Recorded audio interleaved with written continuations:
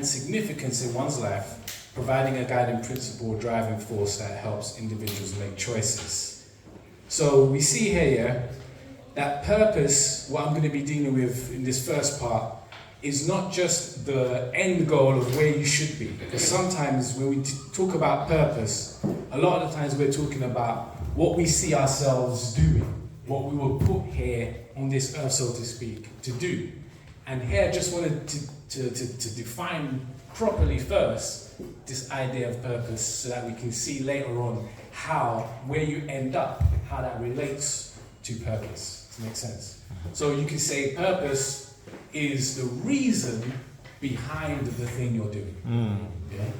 So remember, purpose is the reason behind the thing that you're doing. Now, right. So, can anyone see that picture here? Yeah. So I've got this picture of the gym, right? Now, if you're like me, how many of you know of made the resolution one day in your life that I should be exercising? Show of hands. So we all knew what to do. Right. Yeah. Did we lose our way onto the gym? No. Right? And I'm guessing most of us, although we had those resolutions, did we make it to the gym? No. Right? Did we not make it because we forgot that's where we're supposed to be? No. Did Google Maps take us to the pub or what? Right? No. So we knew what to do, but we didn't end up there. And I'm going to argue this. The reason why we didn't end up there is because the purpose wasn't strong enough.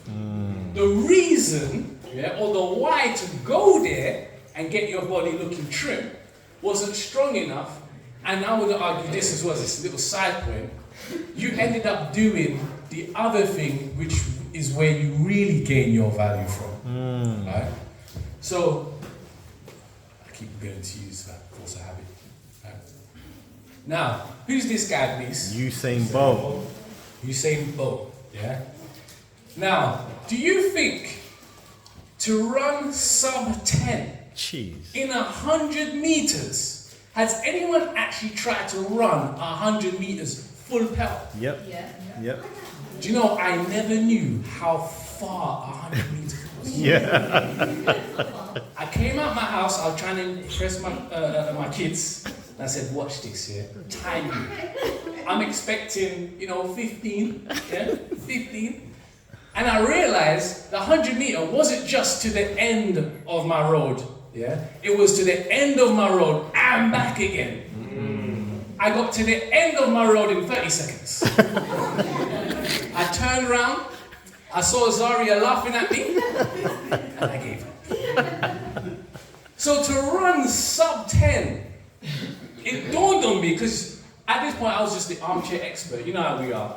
We love to critique the athletes, like, yo, run faster, come on, run. Why are you getting tired? Especially if it's your country you're cheering for. Why are you getting tired? And me and my friend, we have a running joke, that when England competes for their athletics, they seem to be content just to participate.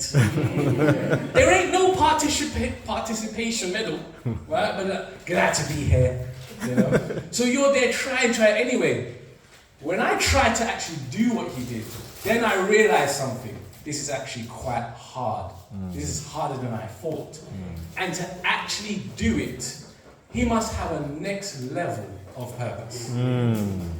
That will to have to get up and push your body to the point where it can run what scientists used to believe was impossible. That's right. That means he's not just going to the gym and doing what everybody's doing. That means he's living a life that nobody else is living. He has to have a purpose that reflects the effort he's putting in.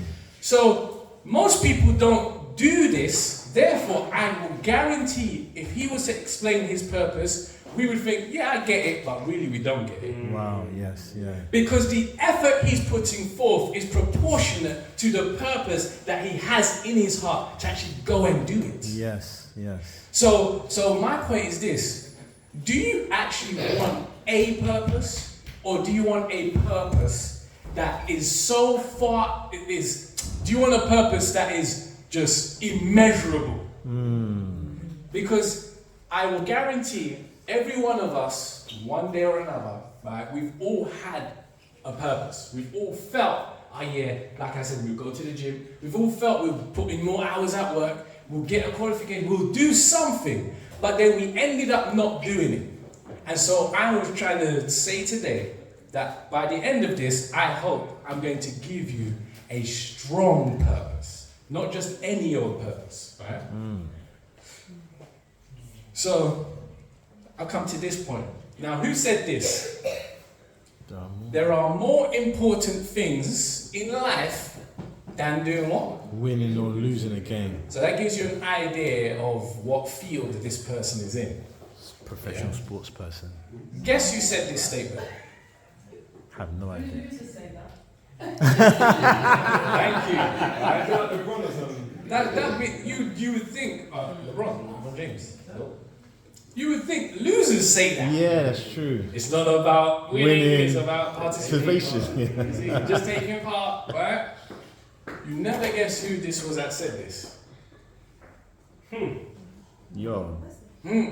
Arguably the best Football player. Yeah. ever. I don't even watch football, yeah? I don't even watch football, can't stand football. Listen, don't kill me yet. Guys, put down the chairs. Right? I don't even like football. I watched the World Cup, right? I don't like football. I watched highlights of this guy. And I was on the floor. Yeah. I said he's the best. He turned out to be the best, right? Now, how does this match up to that? Yeah, that doesn't. That's. You would think that doesn't make sense, right? Yeah. So where I'm going in my direction of purpose, understand it's not really something you've heard before, I guarantee. Because how does he take this, which I assumed at first, I assume, that's negative, that's losers say that, it's not about. So, but his purpose, his purpose basically is bigger. His purpose is bigger than winning or losing, which enables him to keep on winning. Right? So, there's an important point I want to make here. And as you see, I don't like talking a lot, right? But there's an important point I want to make. The reason why I wanted to stipulate purpose over here and goal over here, what you end up doing over here. Everybody knows who this is. Yeah? Everybody, some of you have not seen him play, you're wearing his trainers. Yeah? This arguably is the greatest of all time in basketball. Right? You get people arguing against you if they love LeBron, but that's another story. Right? We have to fight it out outside later. But anyway, finish the sentence for me. You've heard people say, I was put on this earth, or I was born to do this. Yeah? And you can fill in the blank, whether it's basketball, football, whether the CEO of a company. I was born to do this. And that's always said by the person who's actually succeeding in that thing. It's easy to accept. If you're there like Arnold Schwarzenegger, he says, I was born to act. I was born to be governor. Right? That's easy for you to say because you're successful at that. Right? But here's the thing which you will appreciate. Do you think when he was scoring and when he was getting all in 6 championships, do you think when he was playing basketball, he could say, I was put on this earth to be a basketball player? Yeah, right? Now watch this. So he had a big purpose, a big enough purpose to achieve what many people have yet and tried and failed. It's very difficult to get to where he got to. Alright? Now, did his purpose finish when he stopped playing basketball? No. So just by that logic, we can see clearly that purpose then, although really connected with what you end up doing, is actually separate. Your purpose can stay the same no matter where you find yourself in life. You may have started off successful And you may have been in a place where now it's a bit faulty and you're asking yourself, well, how am I in this mess now? How am I going to fulfill my purpose now? I guarantee everyone in this room today, every one of us has come to this point, right, in one time or another, where we look at our lives, it doesn't match up with where we want to be, and now we start questioning whether or not we are even fulfilling our purpose. Yeah. But the truth is more amazing than you think. And I'm just going to give it to you. You are actually fulfilling your purpose even now. And I know you're going, no, that's not possible. I will prove it to you. I'll prove it to you. Does anybody know of the story of Joseph? Any hands? Let me see how many hands. Not many hands know the story of Joseph. All right. Does anybody know who Allen Iverson is? Mm-hmm. They had similar lives. Joseph grew up in a Christian household, yeah, and he thought he was going to end up in some big places. God even gave him a vision as an indicator to where he expected him to be, where he expected him to arrive. He shared that with his parents and said, you lot are going to bow down to me one day. And he got all big and happy and excited. And he was expecting his brothers to just follow suit. Man, come and Lord me some praise and do all of this. And guess where he ended up? Prison, slavery. He ended up in another country. Imagine, stripped of your passport, stripped of your family, don't even know the language, in a prison cell. Now we know what happened to Joseph at the end. What became of Joseph? He became prime minister. And then through him, not only was the Egyptians and everybody else saved, but his family was reconciled as well. But guess what? God knew that while he was sitting in the prison. And here's the thing, some of us in life, we're sitting in our prison cell and we're looking at the ceilings dripping, we're looking at the damp, we're looking at the rats roaming around, figuratively speaking, and we're assuming that because I'm in this, I can't be fulfilling my purpose. But you are forgetting one thing. Here we go. We can come back to that. You're forgetting one thing. How much does a human being cost? Priceless. And we're not even we're not talking about spiritually, churchy, we're not talking about that yet, right? How much does a human being cost? If I took a baby, right? Let's say I took Andrew's son. Yeah? I'm not too churchy, nothing, right? So, because you're going to see the logic of this all, right? I took the baby and I tried to sell him on the streets. How many people think, yes, that's an appropriate thing to do? No. Yeah, but if you take the baby to certain places, they'll see the value. Yeah. And they'll place a cost of that. The slavery instance. Yeah, yes. The cost of your life. That's right. That's right. Some people do put a price on human beings' lives. Yeah. But in our hearts, The government. do we say that's a fair price or that's a fair trade? Do we say fair trade or do we have something to argue against that? Yeah. We argue against that, right? When our ancestors went into slavery for 400 years, we have something to argue against that, right? So in us, we know, without even God speaking to us yet through the word, God is already speaking to our hearts, already saying that you are worth more than all the money in the world. If somebody came to you and said, I'm going to give you this whole world, I'm going to give you all the money in all the banks, but yet you be my servant. You do what I say, when I say it, when I want it. No arguing. Would you say that's a fair deal? No. Exactly. My sister said, keep it. Because deep down we know, actually, I am worth more than that. Okay, what about the things on this planet, and I get another planet, and the things on that planet, and I put it together. Now have I successfully added up and measured up the price of a human being? Have I? No. And right. So we know clearly that our price is far above actually what this universe can even provide. Wow. Where did we get that from? And some of us haven't even read the Bible to see where that's written. Where did we get that from? If God was not real, what I just said wouldn't make sense. True. Yes. True. But you can go to everybody in the whole world and everybody knows that they are worth something more than this world can give.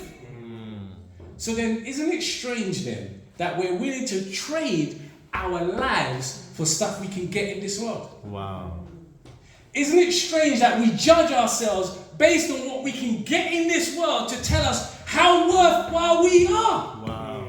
Wow. Let me get real with you. Myself and Mike, right? We grew up in a tough household where we would go to our mum's house. She said she was going to be there. We're 6 years old. He's 6, I'm 5 years old. We're walking to our house on our own in the dark because we promised our cousin and our uncle we'll be fine. Our mum will be at home. And when we get to our home, she's not there. What do you think the child's going to think about themselves? It's worthless. Worthless. But the child doesn't process that they're worthless. So what is the child thinking about themselves? Now this is deep for you. Not love. Yeah, not love. Let's try and pull down. What do you think a 6-year-old tells themselves to make sense of that situation? I'm going to come here and bring it back to you. They're lost, they're alone. Yep. What's happened to her? Go. She forgot. She just forgot. After the second and third time, she continues to forget. That's literally how a young child processes. She forgot. Do you remember, Mike? Yeah. I remember telling my brother, she got lost. She's overworking at work. Yeah, she's working too hard. She got lost. Yeah. Let's just go back to our uncle's house. She got lost. Then do you know what afterwards? Because you love your mum, you know. Because you love your mum, guess what you tell yourself? Something I did. Yeah. It can't be her. It has to be me. So you grow up actually believing that there's a reason why people are letting you down. Wow. You then link with people in relationships who let you down. Wow. Because you think there's a reason why this should be happening. Wow. When you don't get the qualifications at school, you tell yourself, not that you're worth something more, you tell yourself, I'm deserving of this. Trauma. And do you think God doesn't know who you are? God has seen all the facets and sides to our personalities and characters. And he says the only thing to sort you out is not just to speak to you through some pages in a book. I'm going to speak to you through his servant. I'm going to speak to you through people. I'm going to speak to you directly into your heart. I'm going to tell you this. You know there is no price tag on your head. Wow. You know this. So why not reach for what I have created you for? Wow. Reach for it. Wow. And the truth of the matter is this. Do you know when I was 18, I used to think, God don't know what's going to make me happy. God don't know. No. I need to go out there and find out for myself what I can do to make myself happy. Then I started again linking myself with individuals who don't even see my value. Let me give it to you this way. Let me go back to this one. Let me go back to this. How many of us, because you don't know Lionel Messi more than Jordan, right? How many of us, if you saw Lionel Messi at the age of 5 and 6 when he's being trained in the schools, in the soccer schools, right? If you saw people leading him away to go and do some madness, right, on the corner somewhere to go robbing people and that, you would have a problem with it, right? Yes. You would think, don't you know who this guy is? But yet, guess what? There's not that same screaming inside us when our friends led us away. Wow. You thought it was a good idea to go out there and rob. Wow, that's good, that's entertaining. Wow. You did not see yourself as Messi. You did not see yourself as Jordan. You did not see yourself as these people there. You did not see yourself as that. Because if you saw it, you'd be like, what? There'll be someone inside you screaming, do you know where I'm going? Yes. Do you know how much I'm going to be able to bag if I just keep on the straight and narrow? Wow. And that's why, for now, we're just hitting the tip of the iceberg. We're gonna unpack this thing every single week, if you want to. But we're gonna unpack and we're gonna stay on this point over and over, because it doesn't matter how much we say we understand how precious we are. It doesn't matter. I'm interested in my Monday. Yes. I'm interested in my Tuesday, Yes. in my Wednesday. What am I like on Thursday? Why am I saying on Friday, I don't want to wake up no more? Right. Why am I saying that? Yes. And the only thing that brings me back is this. I'm sorry I'm not going in order of my notes, but there we go.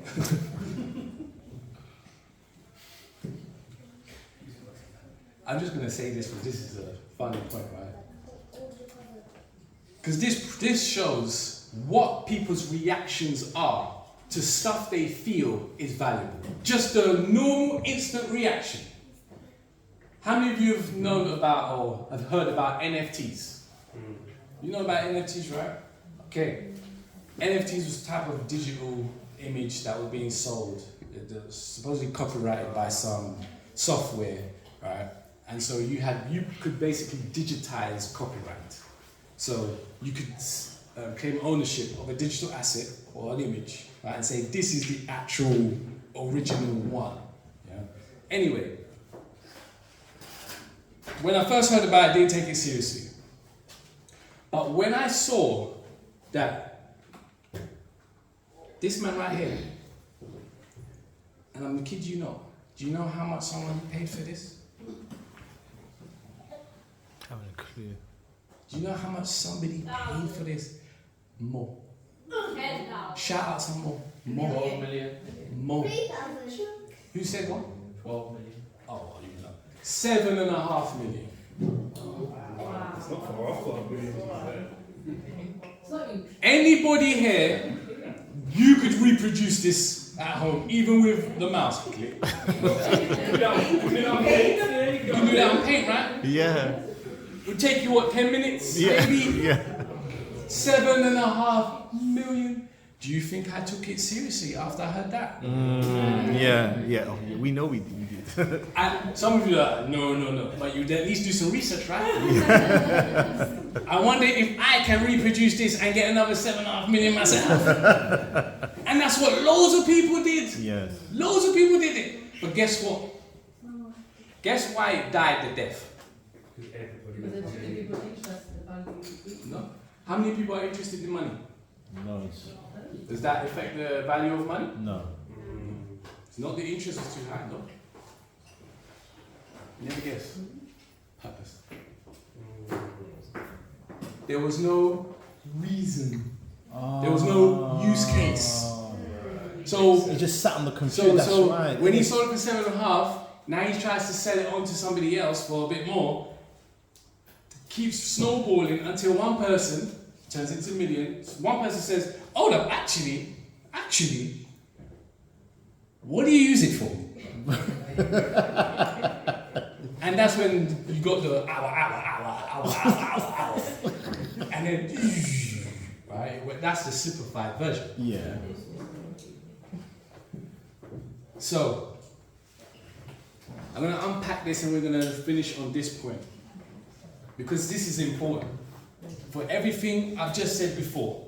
Yeah, and I don't like going into deep, complicated jargon and stuff, right? So we're just going to break this down simply in a child can understand. For God so loved the world. Let's pause right there.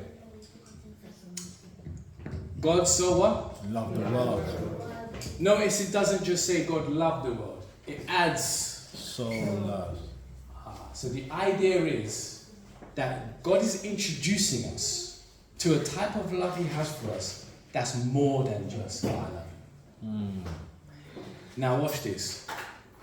That He did what? Okay. His only begotten Son. Now, for some history students in the room, how long ago is it said that Jesus died on the cross? How long ago was that? 2,000 odd years. So before any of us here were born, right? Yeah. So let me follow the thought. Before any of you were born, before any of you got on God's good books, before anything that you did was good enough for God to respond to, God is already giving you something.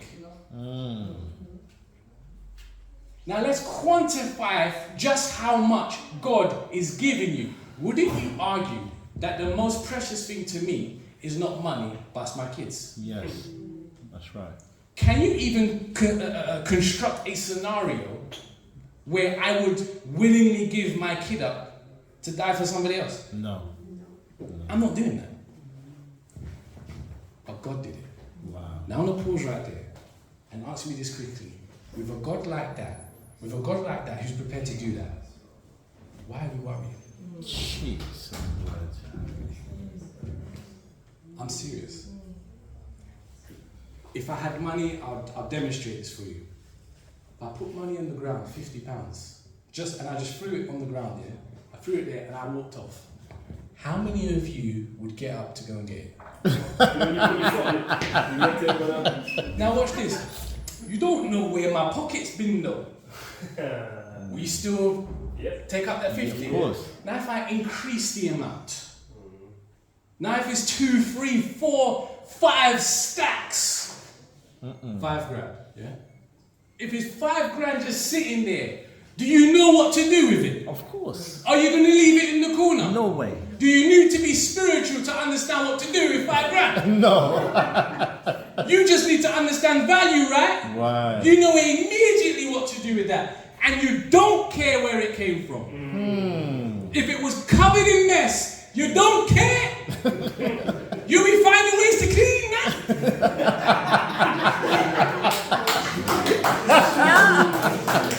The more the money, the more the cleaning process begins.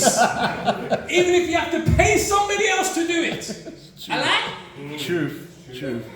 And God gave his Son. That means it doesn't even matter the mess you have in today. Yes. It doesn't matter about your failures. God could care less. Yes. Jesus could care less. He's taking you as you are because the value he's placed upon you is only equal to himself. Wow. When he's thinking about how to make himself happy in heaven somewhere, he's not thinking about himself. He's thinking about you first. Wow. He can't forget you. Just like you can't forget 5 stacks in the corner. It's impossible. The most wickedest man in the world cannot forget his money. Gangs go to fights over less money than 5 stacks, let's be honest. Yes. They ain't forgetting nothing. Yes. And God, who gave his son, we want to think, because I'm not where I'm supposed to be, man's forgot me. Jeez. Your purpose is bound up in a person. Wow. That person is infinite. Wow. He doesn't get complicated over our complexities. Wow. Imagine that. Wow. You got no. What's that to God? You got no money. What's that to God? You're 40 and you can't do qualifications. Little thing I tell myself. What's that to God? He created the world in 7 or 6. Yes. He created the world in 6 and he created a woman in 1. Like, come on now. My point is this. Our reason for getting up in the morning, my reason to get up in the morning, because my Friday weren't good. My Friday, my reality is, when I go to a job, I'm 41 years old. The people around me who are 41 years old, they're driving big cars. They're managers of businesses. They're literally, my man was showing me how much change that's coming into his account. And I didn't even want to open up my bank account. He was trying to borrow me money. And I was like, yeah, just wait, let me...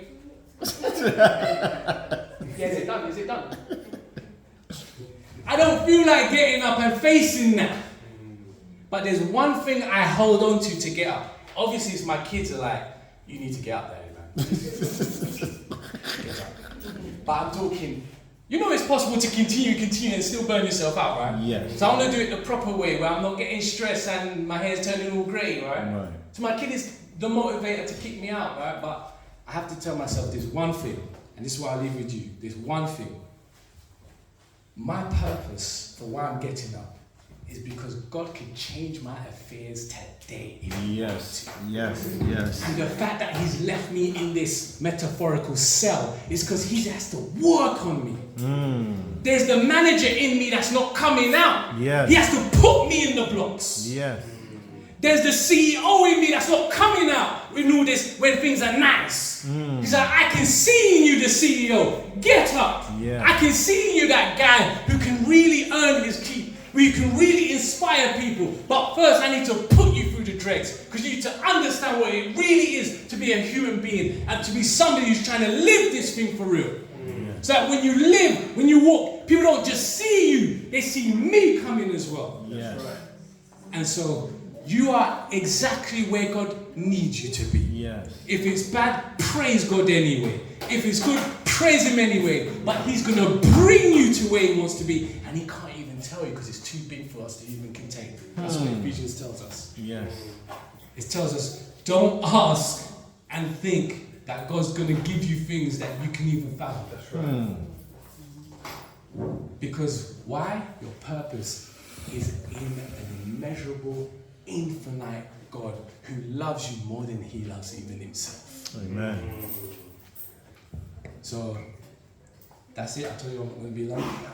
But if we need to re-go over these things, we will re-go over these things. And that's what I'm going to leave you here with today. I'm so happy everyone came, and I hope you really liked the session today. Mike, really thanks.